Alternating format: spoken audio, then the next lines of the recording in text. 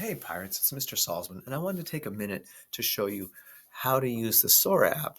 And the Sora app is clever and it's really amazing. It will let you check out ebooks and downloadable audiobooks from Sno Isle libraries without having to enter any card information, which is really cool. Now, I'm not sure how it is for students, but for me, it's located all the way at the very bottom of my Clever under the More Apps. And you can bet I hearted that, but you can click on it there or heart it so that it goes up into your favorites like I did. When you first go into it, it's going to look a little bit different than mine looks because I've already associated mine with the school district. When you first go in, it's going to ask you what school district are you in, and you'll select Lake Stevens School District.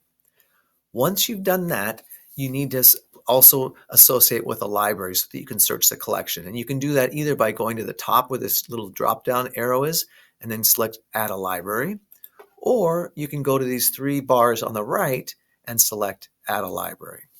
Once you do that, you could put in the zip code, but I'm just going to type in Sno Isle, and that's the library that's local, that's associated with our school district. So we're going to go ahead and select this as my library. That's it. Now, how does it work? There's one little thing that you have to remember, and I'm going to show you by checking out the book Holes. Here it is, and I'm going to go ahead and borrow this book by clicking on Borrow. And this is the one thing that you need to be a little bit aware of. If you select your library, you're going to sign into it. If you go to here to Sno Isle Libraries, it will ask for your card number and your password.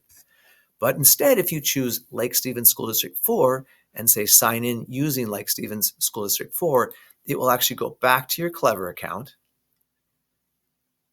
at which point it's going to identify who you are.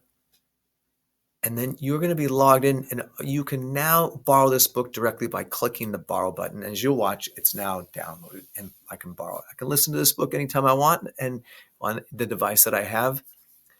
So just as a reminder, there's really three parts to checking out a book through Sora. The first one is to associate with your school district, which is Lake Stevens. The second part is to associate with a library, which in our case is Sno Isle. And then the third part is when you find something you want to check out, whether it's an ebook or a downloadable audiobook, be sure that when you go to sign into your library that you use Lake Stevens School District 4 so that Clever can send in the information and you don't have to put your card information.